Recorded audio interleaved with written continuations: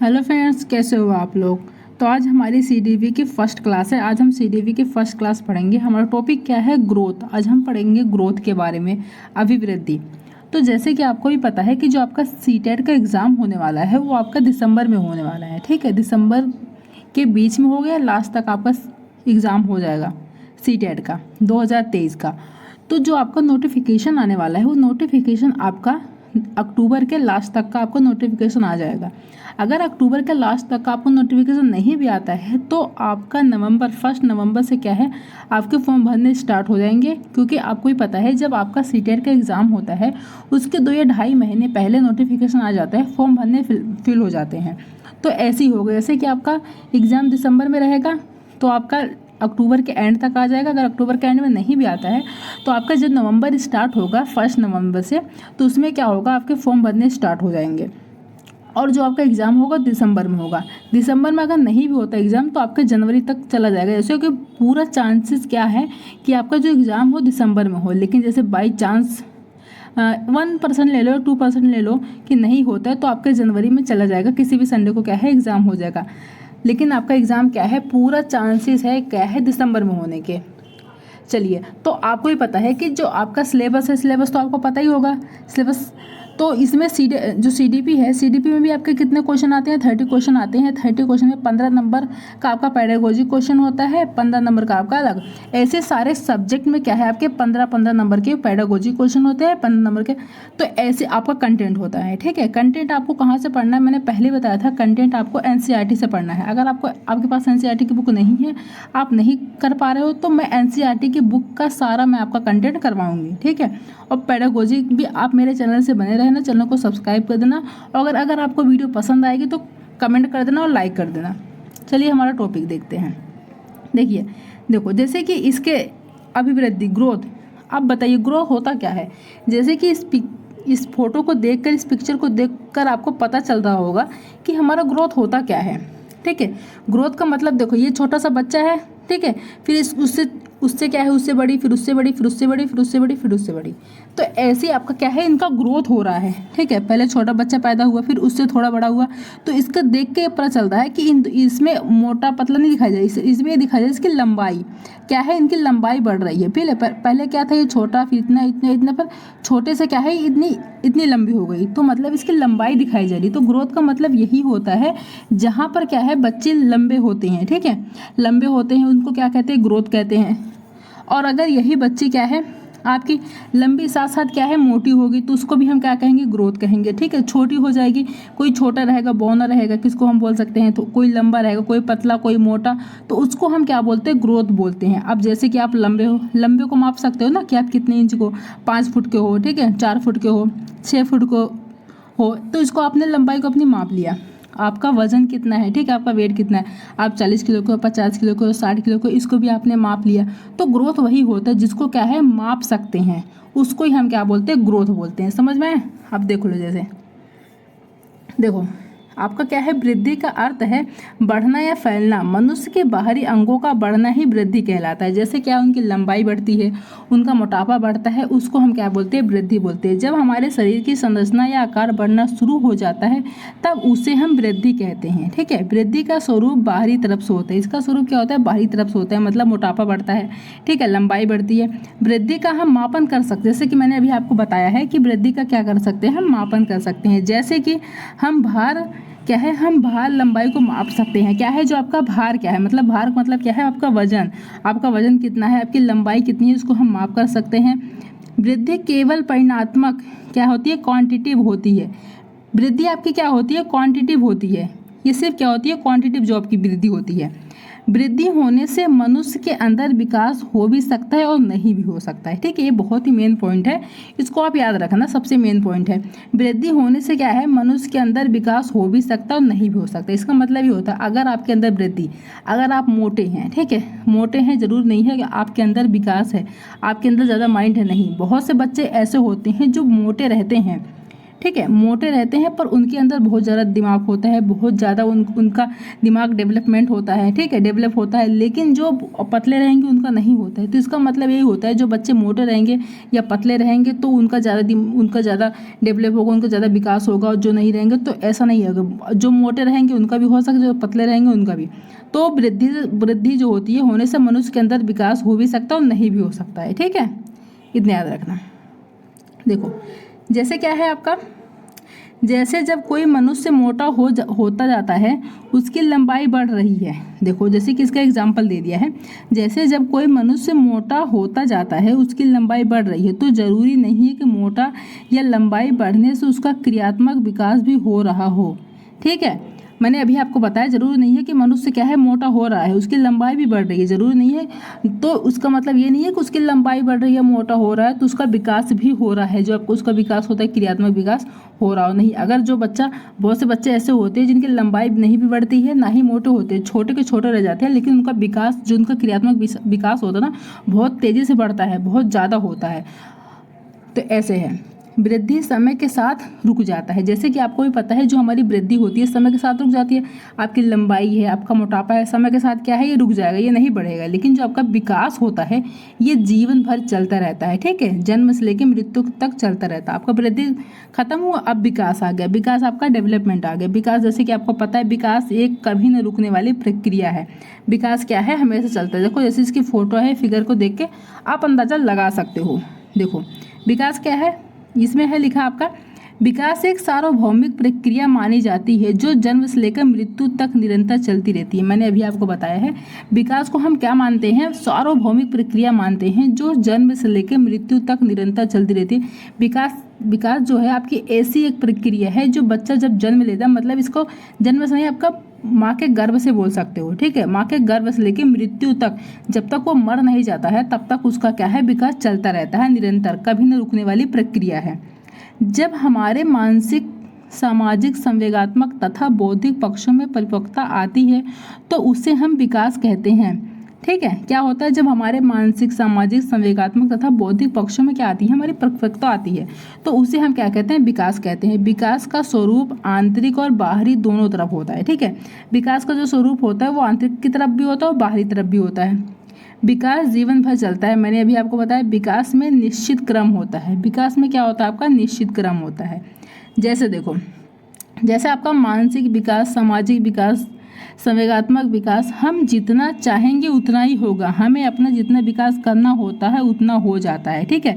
जो आपका मानसिक विकास होता है, जो आपका सामाजिक विकास और जो आपका संवेगात्मक विकास होता है, आप जितना चाहोगे उतना होगा। अगर आप ज़्यादा चाहोगे आपका ज़्यादा होगा, अगर आप कम चाहोगे आपका कम होगा, उतना हो जाता है। विकास का हम सीधे सीधे मापन नहीं कर सकते हैं। विकास का क्या है, आप सीधे सीधे मापन नहीं कर सकते हो। बस आपका जो वृद्धि है उसको आप क्या है, सीधे सीधे मापन कर सकते हो, लेकिन आप विकास का नहीं कर सकते हो। जैसे जब हम सामाजिक विकास, नैतिक विकास का मापन नहीं कर सकते, हम केवल मानसिक विकास का मापन कर सकते हैं। क्या है, हम क्या कर सकते हैं, सामाजिक विकास और जो आपका नैतिक विकास होता है इसको मापन नहीं कर सकते हो, केवल आप मानसिक विकास का मापन कर सकते हो, ठीक है।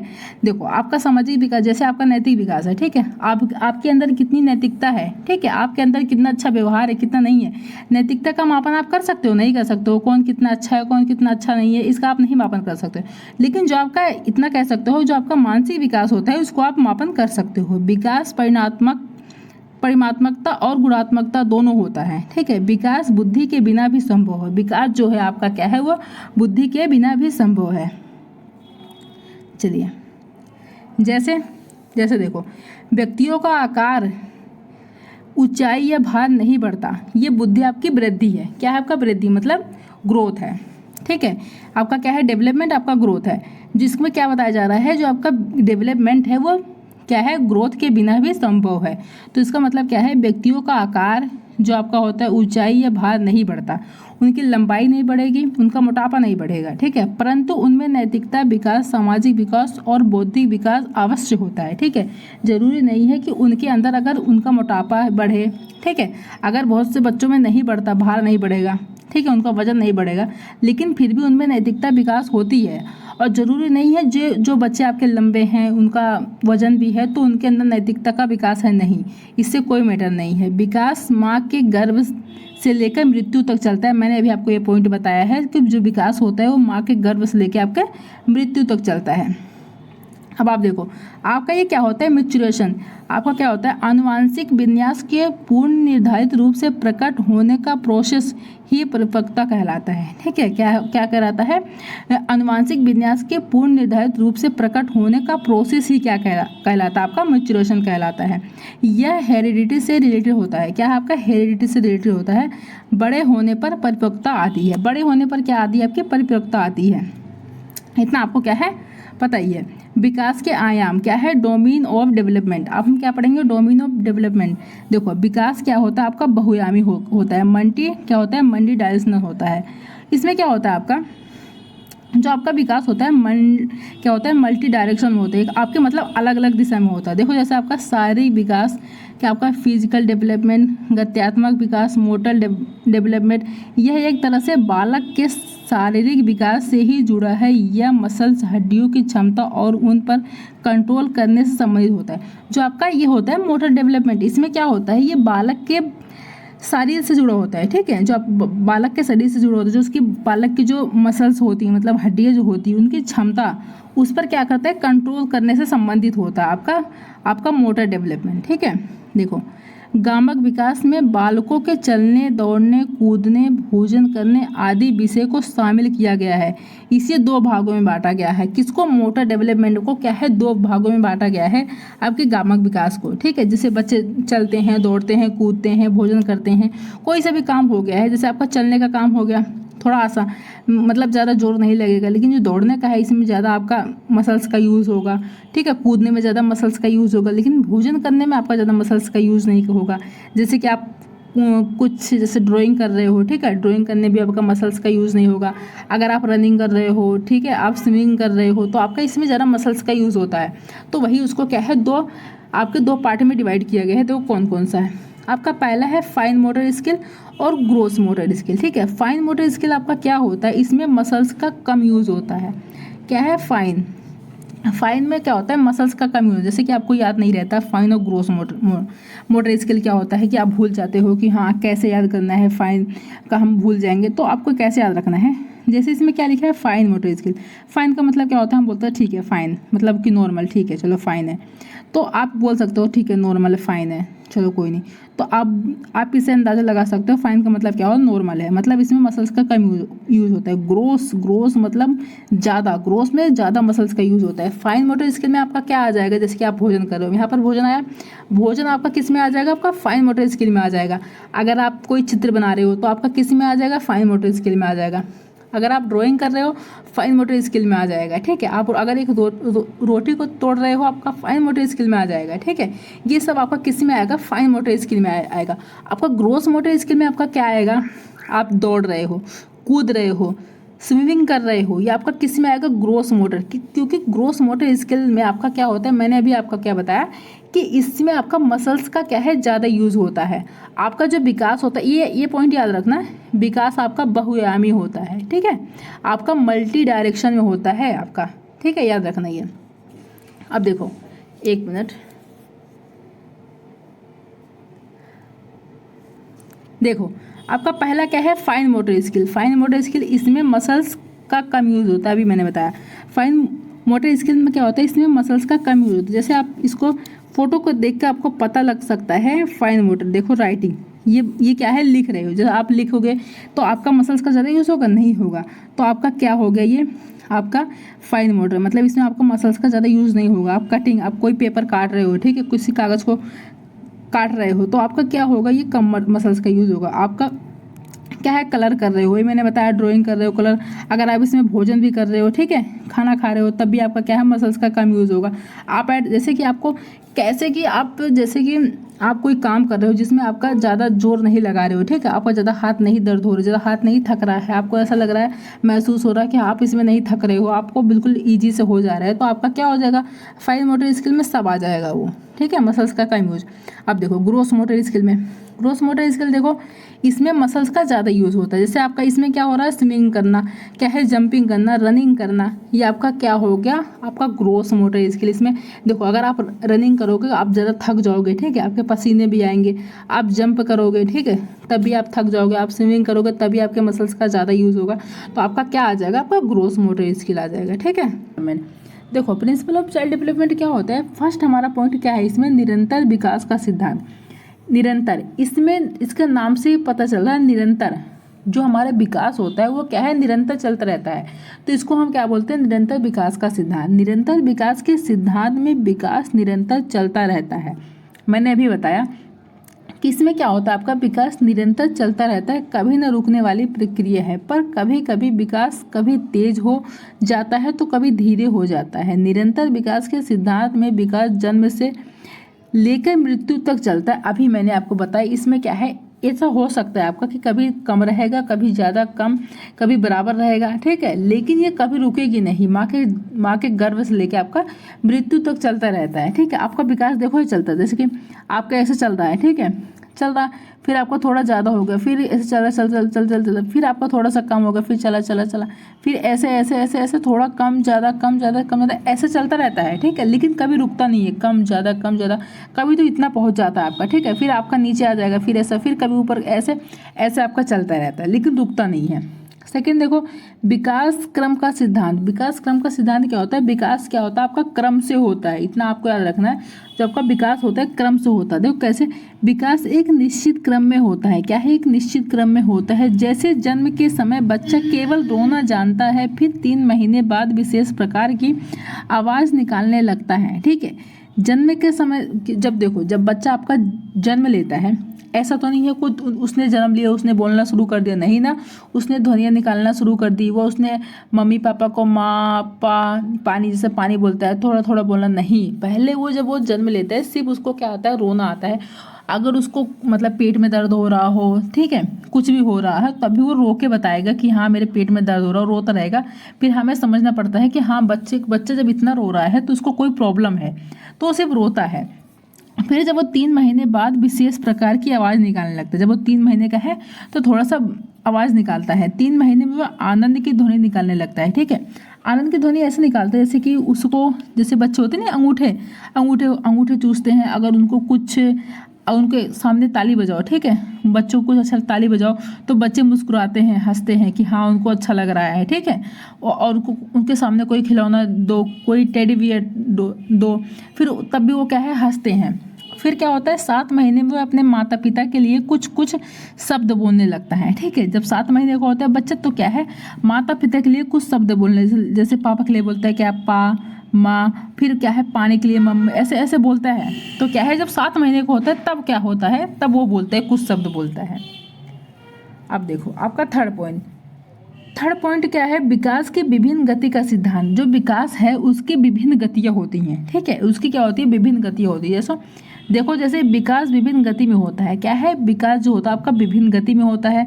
जैसे जन्म के समय जब बच्चा जन्म लेता है, ठीक है, जन्म के समय जब बच्चा जन्म लेता है तो वह अगर लंबा पैदा होता है तो बड़ा होने पर भी लंबा रहता है, ठीक है। ये तो आपका सही है। अगर बच्चे ने जन्म लिया है, ठीक है, अगर वो दिख रहा है कि आपका लंबा है तब वो लंबा रहेगा, ठीक।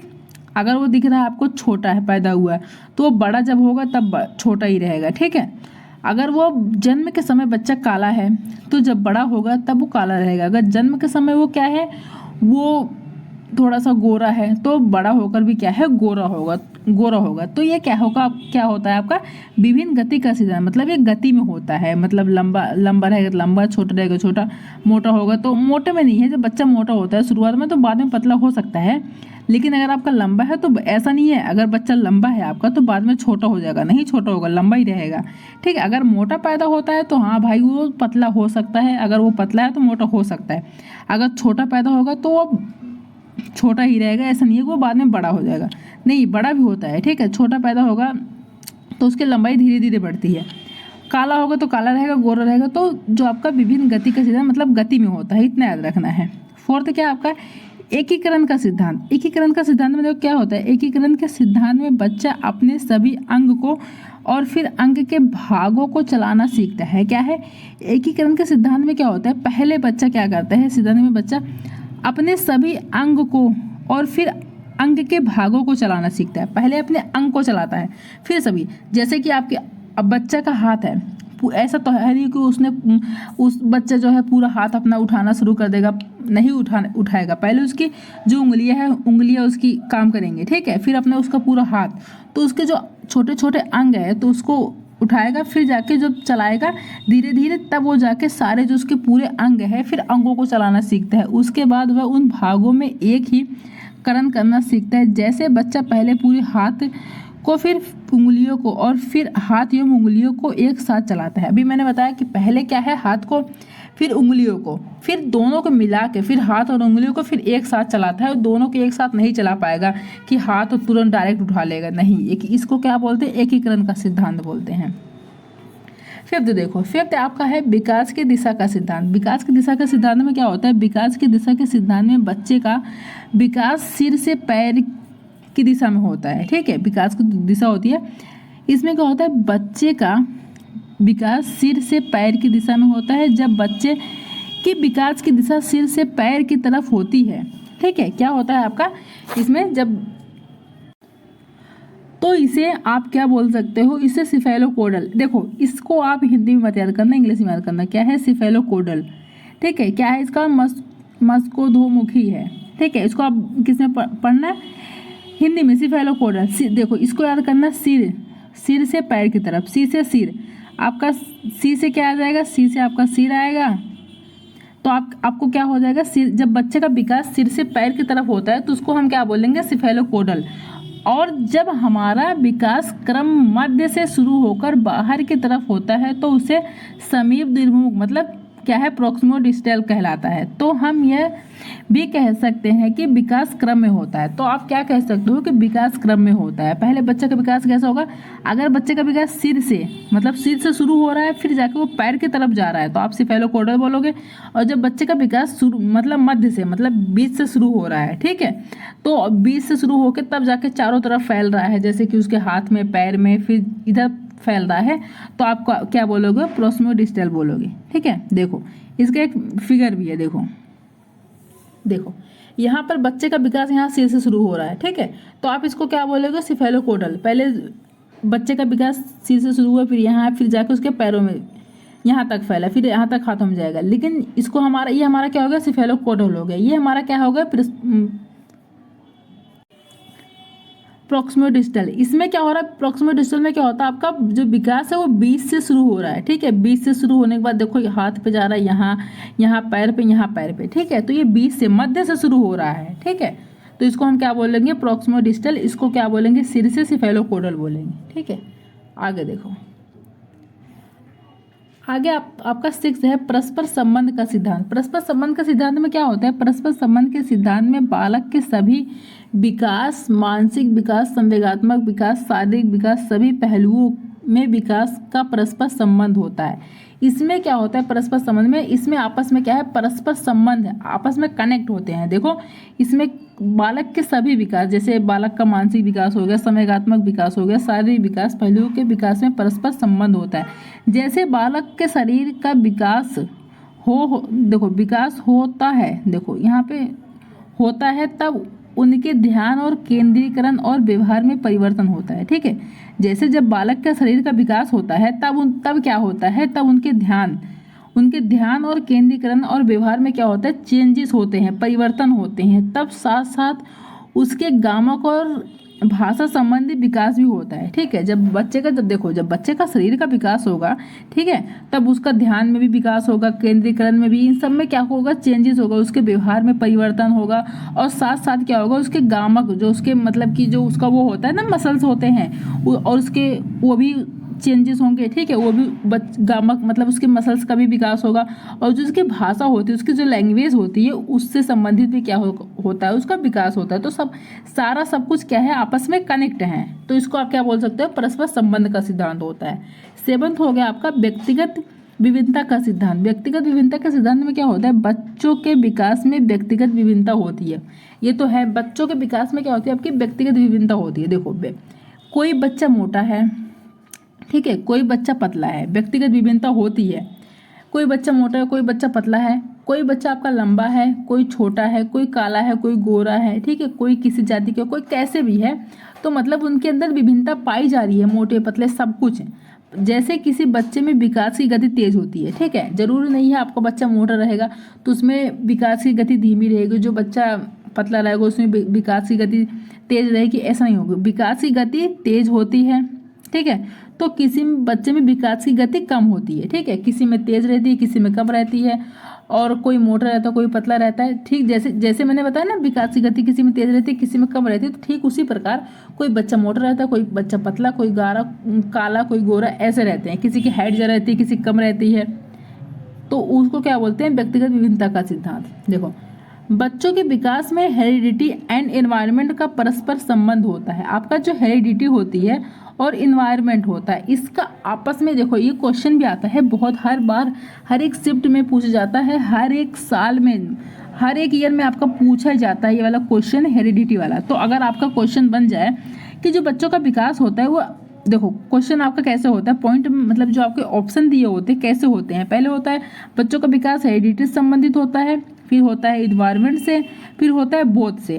तो आपको किस पे करेक्ट करके आना है, बोथ पे, ठीक है। हेरिडिटी एंड इन्वायरमेंट से क्या होता है, परस्पर संबंध होता है। इन्हीं वजह से बच्चों में क्या होता है, इंडिविजुअल डिफरेंस पाया जाता है। क्या पाया जाता है, आपका इंडिविजुअल डिफरेंस पाया जाता है। देखो जैसे देखो यहाँ पे देखो, कोई छोटा है, कोई मोटा है, कोई पतला है, कोई गोरा है, कैसे भी है, ठीक है। तो इनमें क्या है, आपस में विभिन्नता है, आपस में अलग है, किसी का तेज दिमाग होगा, किसी का कम होगा, ठीक है। अगला देखो, अगला आपका है समान प्रतिमान का सिद्धांत। देखो समान प्रतिमान के सिद्धांत में क्या होता है, समान प्रतिमान के सिद्धांत में प्रत्येक जाति, चाहे वह पुरुष जाति हो या मानव जाति, अपनी जाति के अनुरूप विकास के प्रतिमान का अनुसरण करती है। जैसे कि संसार के प्रत्येक हिस्से में मानव जाति समान प्रतिमान। देखो समान प्रतिमान के सिद्धांत में क्या होता है, जैसे प्रत्येक जाति है, ठीक है, क्या है, प्रत्येक जाति, चाहे वह पुरुष जाति हो या मानव जाति, अपनी जाति के अनुरूप विकास के प्रतिमान का अनुसरण करती है। जैसे कि अभी इंसान का जो बच्चा है, एक इंसान है, इंसान का जो बच्चा है उसी की तरह रहेगा, ठीक है। और जो अगर जानवर का किसी बच्चा है तो उसी के सेम रहेगा, ठीक है। अगर हमारे यहाँ पे अगर यही जो इंसान का बच्चा है वो उसी की तरह रहेगा, अगर कहीं और भी किसी और देश में चले जाओ, कहीं और चले जाएगा, सेम इसी तरह पाया जाएगा। ऐसा नहीं है कि उसका अलग पाया जाए, उसकी भी दो आंखें होगी, ठीक है, दो आंखें होगी, ठीक है, एक नाक होगा, एक फेस होगा, दो हाथ होगा, दो पैर होगा, सेम ऐसे ही रहेगा। आप अब गाय का मतलब कि किसी जानवर का ले लो, ठीक है, गाय का ले लो आप, अगर गाय का है, गाय की 4 टांगे हैं, एक पूंछ है, सेम उसका बच्चा उसी की तरह रहेगा। तो उसको हम क्या बोलते हैं, समान प्रतिमान का सिद्धांत। ऐसा नहीं है कि हमारे यहाँ पर जैसे कि क्या है, गाय हमारे अलग है, ठीक है। अभी आप ले लो, इंडिया में गाय आपकी 4 टांगे की है, एक पूंछ है और उसके 4 थन होते हैं, दूध देती है। अगर दूसरी जगह चले जाओ तो ऐसा तो नहीं है, उसके यहाँ पर 4 टांगे हैं तो वहाँ पर उसके 6 टांगे हो जाएगी, ठीक है, उसके 6 जो थान है उसके 8 हो जाएंगे, या फिर जो उसकी पूंछ है 2 हो जाएगी, नहीं, सेम ही रहेगा ना। तो उसको हम बोलते हैं समान प्रतिमान का सिद्धांत। देखो कि बच्चे के विकास का प्रतिमान एक ही है और उसमें किसी प्रकार का अंतर होना संभव नहीं है, उसमें किसी प्रकार का आप अंतर संभव नहीं कर सकते हो, ठीक है। देखो जैसे 2 आँखें, 2 आँख है, एक नाक है, 2 कान है, 2 पैर है, 2 हाथ है, इसमें भी आपका 4 थान हो गए, 4 पैर हो गए, एक पूंछ हो गई, ऐसे ही सेम होता है, कोई डिफरेंट नहीं होता है, संभव इस नहीं है। 9th वाला देखो, 9th आपका है सामान्य से विशिष्ट प्रतिक्रियाओं का सिद्धांत। इसमें क्या होता है, जो बच्चा होता है जो सारी चीज़ें करता है, पहले सामान्य चीज़ें करता है, ठीक है, सामान्य चीज़ें करता है, तब जाके आपकी विशिष्ट चीज़ें करता है, तब उसकी प्रतिक्रिया करते हैं। देखो बच्चे का विकास हमेशा सामान्य से विशिष्ट की ओर होता है, इतना याद रखना, हमेशा क्या होता है, सिंपल से सामान्य क्या है, सिंपल से कॉम्प्लेक्स की ओर होता चलता है, ना कि विशेष से समान की ओर चलता है, ठीक है, ना कि आपका कॉम्प्लेक्स से उसकी ओर चलता है, ठीक है। याद रखना आपका हमेशा क्या चलता है, सामान्य से विशिष्ट की तरफ चलते हैं। जैसे बच्चा पहले क्या करेगा, उठना, बैठना, चलना, दौड़ना। पहले बच्चा क्या करेगा, पहले बच्चा उठना सीखेगा, ठीक है। ये देखो यहाँ पे देखो छोटे छोटे बच्चे, देखिए कितने प्यारे प्यारे बच्चे हैं। देखो पहले बच्चा क्या कर रहा है, धीरे धीरे उठना सीख रहा है। फिर उसने उठने के बाद धीरे धीरे बैठना सीखा, ठीक है। जब उसने धीरे धीरे बैठना सीखा तब उसने क्या है, घुटने पे खड़ा हुआ, तब जाके भागना सीखा। यहाँ पे देखो बच्चे का अभी छोटा सा ही सिर्फ जन्म हुआ था, फिर उसने यहाँ पे उठने की देखो कोशिश कर रहा है। कोशिश करते करते थोड़ा सा यहाँ पे उठा, फिर थोड़ा सा यहाँ पे क्या है, बैठ गया, फिर घुटने पे खड़ा हुआ, फिर दौड़ना सीखा। तो पहले ऐसे होता है, ऐसा नहीं है बच्चा पहले पैदा होने से ही दौड़ना सीख जाएगा, नहीं, पहले उठना सीखेगा। जब वो उठेगा तभी तो वो बैठ पाएगा, तब वो बैठना सीखेगा, तब चलना, फिर दौड़ना सीखेगा। तो ये क्या होता है आपका सिंपल, मतलब कोई चीज़ें क्या होती है सिंपल से क्या होती है कॉम्प्लेक्स की ओर चलती है। जैसे कि अभी हम बच्चों को पढ़ा रहे हैं, अगर मैं आपको पढ़ा रही हूँ, कोई चीज़ बता रही हूँ, तो पहले मैं आपको इजी चीज़ें बताऊंगी ना, तब जाके हार्ड चीज़। अगर हम किसी फर्स्ट क्लास बच्चे को पढ़ा रहे हैं या सेकंड क्लास बच्चे को पढ़ा रहे हैं, अगर हमें क्या पढ़ाना है, हमें प्लस का सवाल पढ़ाना है, माइनस का सवाल पढ़ाना है, ठीक है, ये सब हमें पढ़ाना है उसको, प्लस माइनस। तो प्लस माइनस का सवाल जब हमें उसे पढ़ाना है तो पहले बच्चों को हमें क्या बताना होगा, ऐसा नहीं है डायरेक्ट हम उसे क्या बता देंगे कि हाँ 4-5 अंक वाला उसे हम क्या दे देंगे, प्लस दे देंगे, माइनस दे देंगे, बच्चे सीखे। नहीं, पहले उसको हम क्या सिखाएंगे, गिनतियाँ सिखाएंगे, बच्चे गिनती सीखो। तब हम आपको क्या है, जब बच्चा सीख जाएगा तो हमको उसको बोलेंगे यहाँ पर हमारे पास 4 एप्पल है, ठीक है, उसको बोलेंगे यहाँ 4 एप्पल है, यहाँ हमारे पास चार एप्पल है, तो हमारे कितने हो गए, तो बच्चा बोलेगा हमारे पास 8 एप्पल हो गए। तो हमने उसको क्या है ईजी चीज़ें सिखाई है, तब बच्चा सीखे, तब उसको जाके हम 4 या 5 अंक वाला तब उसे हम सवाल आसानी से दे सकते हैं, तब बच्चा कर पाएगा। तो क्योंकि क्या है वो हम सामान्य चीज़ें सिखा रहे हैं, ईजी चीज़ें सिखा रहे हैं, ठीक है, इसको हम क्या बोलते हैं, सामान्य से विशिष्ट की ओर। अगला देखो, अगला आपका आगे वंशानुक्रम वातावरण की अंतःक्रिया का सिद्धांत। इसमें क्या होता है आपका वंशानुक्रम वातावरण की अंतःक्रिया।